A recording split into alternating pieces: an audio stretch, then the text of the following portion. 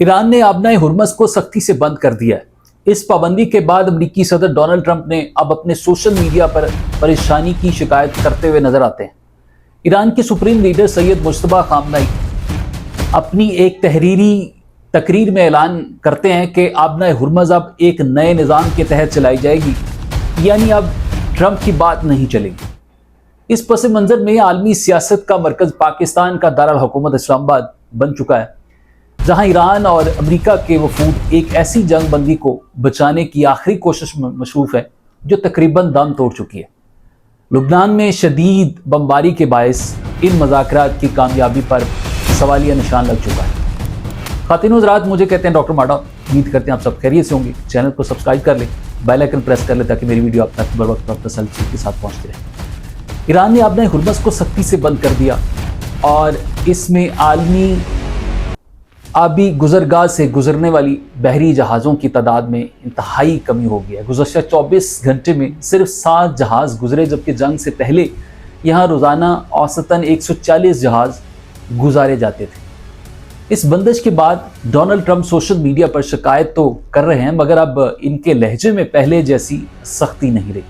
Iran की जानिब से जहाज़ और ऑयल टैंकर से टूल वसूल करने की खबरों पर ट्रंप ने सिर्फ इतना कहा है कि बेहतर है ईरान ऐसा ना करे।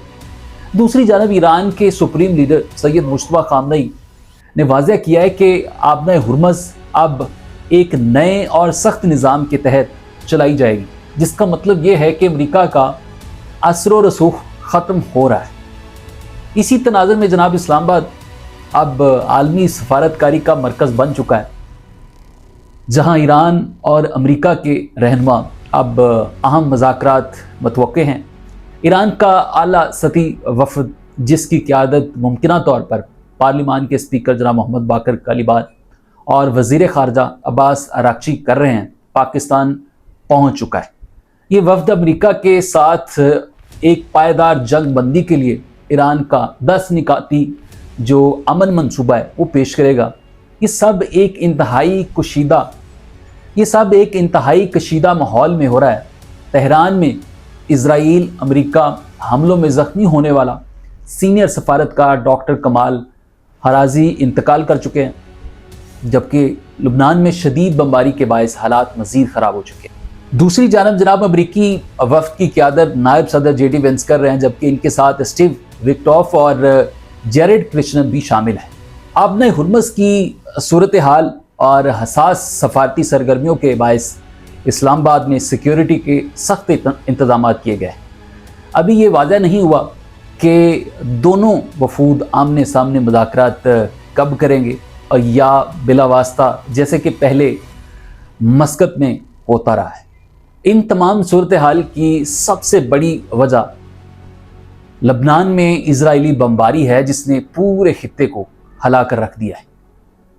उधर अमेरिका की जानिब से ईरान के जोहरी प्रोग्राम पर सख्त मौक़िफ़ ने मुज़ाकरात की जो उम्मीदों को मज़ीद कमज़ोर कर दिया है। अमेरिका चाहता है कि ईरान अपने जो जोहरी हथियार है उसको बनाना बंद कर दे, और ईरान के नए supreme leader Syed Mojtaba Khamenei ने अपने खिताब में वाज़ह कर दिया है कि वो किसी कागज़ी जंग बंदी को कबूल नहीं करेंगे, बल्कि तमाम नुकसानात का हिसाब मांगेंगे। और ईरान ने पहले ही वाज़ा कर दिया है कि इस जंग में जितना नुकसान हुआ है उसका खमियाजा जनाब अमेरिका को भुगतना पड़ेगा। उन्होंने लुबनान और गज़ा की सूरत हाल को भी बराह रास्त इन मुज़ाकरात से जोड़ दिया है और कहा है कि जब तक बैरूत में खून रेज़ी बंद नहीं होती, ईरान किसी मुआहदे पर दस्तखत नहीं करेगा।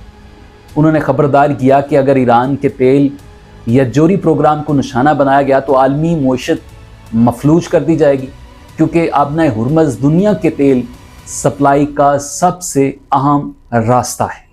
ईरान ने वाज़ह कर दिया है कि वो अब कमज़ोर पोजीशन में नहीं बल्कि ताकत के साथ मुज़ाकरात करेगा।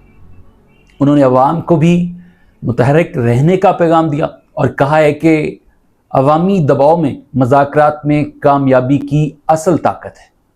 साथ ही खलीजी ममालिक को भी खबरदार किया कि वो अमेरिका और इजराइल के वादों पर इन्हिसार ना करें। ایران نے یہ بھی اندیہ دیا ہے کہ اب وہ صرف روایتی جنگ نہیں بلکہ سائبر اور انفارمیشن وارفیئر میں بھی مکمل طور پر تیار ہے۔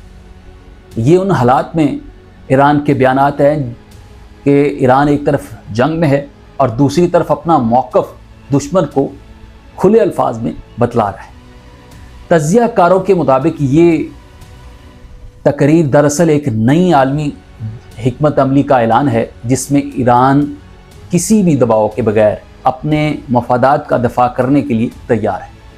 اب سب کی نظریں اسلام آباد کی جو مذاکرات پر ہیں کہ آیا امریکہ ایران کی نئی جو شرائط کو تسلیم کرتا ہے یا یہ صورتحال ایک بڑے علاقائی تصادم کی طرف بڑھتی دکھائی دے رہی۔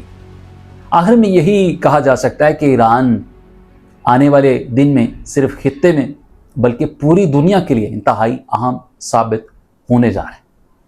جناب آج کے یہ تجزیہ تھا۔ چینل کو سبسکرائب کر لیں، بیل آئیکن پریس کر لیں تاکہ میری ویڈیو آپ تک بر وقت اور تسلسل کے ساتھ پہنچتی رہے۔